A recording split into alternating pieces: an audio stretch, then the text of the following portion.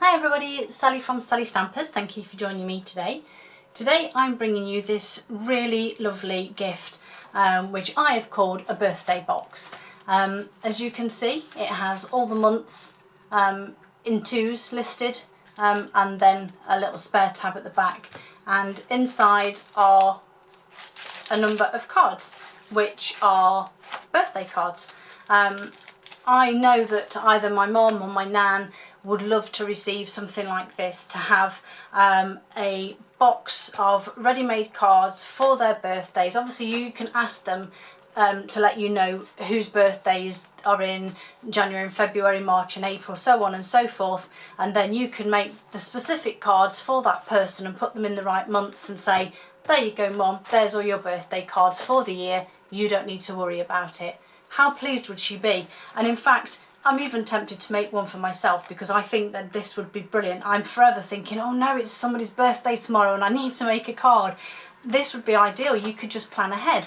And then obviously we have a spare tab at the back where you can put in maybe a wedding card, a christening card, a couple of thank you cards, anything that they just have as spares so that they don't have to suddenly think or tell you, I need a card making. And it's just lovely, and I just think that they will really like this. The DSP that I've used here is the Naturally Eclectic, which again I think is really nice, really bright and colourful, and the card I've used for this is Peekaboo Peach. So I'm going to show you how to make it. So you need a sheet of, oh, focus went funny, a sheet of 12 by 12 cardstock that you cut down to 11.5 by 11.5. So you don't need to waste much of it. And then you bring in the good old scoring board, and a scoring tool would be helpful. And you then score on one side, because obviously it's a it's a square, 11.5 by 11.5. So on one side you need to score at 2.5, and I just do it a couple of times just to reinforce that score. 2.5 and 9 inches, and then rotate and score at 4.5 and 7 inches, and that's that bit done. So we'll put that down, and then as you guys should know by now, we fold and burnish all of our fold lines. And I'm using fresh fig this time with this cardstock. So fold that all over. Then you just simply grab your paper snips, and these two small squares here on the end, you just need to cut those. So we just cut down them. Try and do them as neat as you can because the edges of these long squares will be seen. So just cut down there, and then I do say take some wedges out because otherwise you will see the edges of this as well, which you don't want to because they will be a little bit ugly. And then the same the other side, and then before we adhere it all up, we then need to add our panels of DSP because it's easier to stick them on whilst your box is flat. So just take those out, flip it over, and then we need to add some panels. So again, I'm using the same DSP suite here, the Naturally Eclectic, and you need, and I've not written that bit down because I'm silly, so bear with me just 1 second. Oh, I didn't write them down the bit I'm looking at, let's say. So for your front and back panels, you need your DSP to be 4.25 by 6.25 inches. So you just give that some snail and pop it on. And this one that I'm sticking on now will actually be the back. So as I said, 6.25 by 4.25 inches. 2 of those because you obviously need one for the front and one for the back. And then 2 side panels which are 4 1/4 by 2 1/4. And you pop them alongside the front one. And as you probably know, as you probably know by now, all the products that I've used are available in the current annual catalogue and also available online. The link for the store is just below in the description, and there is also a link there to my Pinterest and Instagram and also to my blog. And all the products that I've used will be listed on my blog, and the link for that is also below. So you can just press one of those buttons and you'll get the link to what you need, which is fabulous. Okay, so we've stuck our DSP on. So as you can see, we've got the front and back and the side. So now we just need to adhere it up. So I'm just going to grab my fuse, and I'm actually going to use tear and tape because I have started to become a bit of a fan of this stuff and find that it's a lot easier to use. So before we put anything on, I'm just going to show you the basics. So we flip it over. So this is your front with your 2 sides.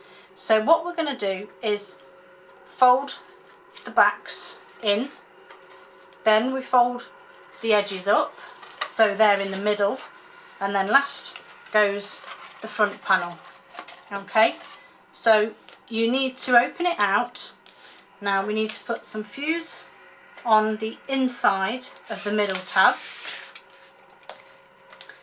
and then we need tear and tape on the inside of your front panels. So let me just grab, and if you can, when you're doing this, make sure that you get as close to the edge as you can, because if you don't, you will have a little bit here that won't be sticking down and it will look a little bit of a mess. So try and get your adhesive, whichever you use, to go as close to the edge as you can. So I'm just going to pop this onto both sides, and one more onto there. As I said, you can use any adhesive you want really, it doesn't matter. So let's put the back in first. So we put it where we want it so that it's square, and then we fold that one up. Likewise on this side, let's fold the back up so that we want it, this is where we want it, and then you fold that piece up, and then simply peel off the tear and tape backing, and then you can do both at the same time because it's not going to affect how it sits. Come here, doesn't want to come off. And then, oops, there we go.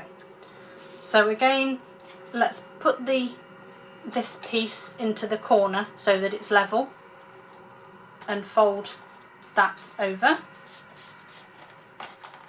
And likewise with this one, fold it up and over. And there you have your box, simply made. So for your inserts, which I will do next before I decorate my box, you will need 7 pieces of cardstock that measure 6.5 by 4.5. Now it's entirely up to you which way you do it. That wasn't sticking then. It's entirely up to you which way you do it. Obviously I've done mine in 2-month increments here, just because of the number of inserts, and you know, you're not going to have a birthday in every month, or you may have one in January and one in February, so you know, you can fit plenty in there. I mean, I've got, let's have a look, 2, 4, 6, 8, 10. I've got 11 cards in there, and there's still room for a few more, so there's plenty of space. So I have my inserts. As I say, I have 7 because of doing the extra one. You can do 6 if you wish, and they are 6.5 by 4.5. Now I've tried different ways of cutting this on an A4 sheet of card. Unfortunately, the only way you can do it is by getting just 2 off. So you do need 3 sheets, 4 sheets even, of A4 to make these, which is a lot, I appreciate. But the good thing is, the offcuts that you have are quite good, and they're what I used with my circle tab punch to make these little tabs, which are fantastic. So you punch out 7, and then using your 3/4 circle punch, you need to punch out 7 circles, and you can do whichever you like. I've handwritten these ones, but to be honest, I wasn't very happy. I'm not happy with, I don't like my own handwriting. I don't know many people that do. I don't think that it's that neat, so I'll probably keep this one for myself. So when I did these ones, I actually used the labeler alphabet stamp, and I stamped them. And don't they look so much more professional, smarter, tidier? I thought they were brilliant. So to stick them on, and obviously I did these to save time as well, I use my fuse just because they're going to need to be strong, and I just put a strip down the middle and then a strip across each end. Whoops. It will be a little bit fiddly and a bit sticky. So the first one, I'm just simply lining it up on the back and then just folding the front over. And then you do the same with all of them. Now the difference is, when I do, whoops, come here fuse, you are so naughty. When I do the, I'm all stuck up now with fuse. When I do my second one, I simply pick up the second piece of card that's my insert, put it behind the first one, and then I just line the back up so that it's alongside, and then pop that down. And as you can see then, when you put them together, they're not behind each other or too far apart. So that first one can go in, and then we do the next one. So I'm going to whiz through these as quick as I can. This is the boring part, but you do need to get them lined up. Look at this fuse, man, it's going everywhere. So stick that back bit down, get off Mr. Fuse, and just double check. Yes, so that one can go in. And then this one. Of course, you don't have to do months of the year. You could do birthdays, weddings, christenings, thank yous, special occasions. You know, you don't have to just do months of the year, but I figured that for it to be a birthday box, it would be ideal to have the month so that you can add your birthday cards. And like I said, although I'm probably going to regret doing this, I do now have to speak to my mum and say, right mum, apart from my own, because I'm not making my own birthday card, how many birthday cards do you need every year? And she's going to say something horrific like 20, which means I'm going to have to make 20 cards, but no. I just think it's a great gift for someone.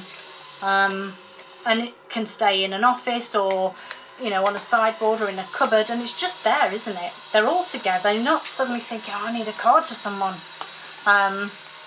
You know, you've got them all to hand. So as you can see now, the way that I've done it, my last one ends right at the end, which fit perfectly in my box. And then this last one I've done spare because I couldn't fit others on this one. So this one is the spare one, which, as with all good organisers, we start back at the beginning, and then it goes at the back. So again, add your cards in. So let's just take a couple out of this one. So we'll just pop some in there. all in there. And as you can see, it's taking shape, and I do think it looks a lot better with the labeler alphabet being used on that one. So we just need to decorate our box now. So they're going to fall out now, aren't they, because I haven't got so many in. So I've got, I don't know what I've done with it now.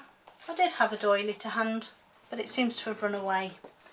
Let's grab another one. So you need a delicate white doily, which I've popped on there.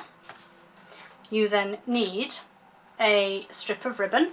So I'm going to use the sheer linen thread. No, it's not, it's the finely woven ribbon. So I'm just going to have a length of that one. And I think actually I'm fibbing, because when I did, I think I might go with that one, you know, and then use fresh fig as the stamp, because I think that's better. So that's that one. So I'm just going to move these to one side because I need to bring in a piece of Whisper White and You're So Sweet for the Just For You stamp. So just grab that out. Just grab my E-block, and I need my fresh fig, which is here. Now that actually is Night of Navy, and I stamped it off before I did that one. I'm not going to do that with the fresh fig because I think because the card is dark, it just needs to blend in with the cardstock. So that's that one done. That needs a bit more of a clean.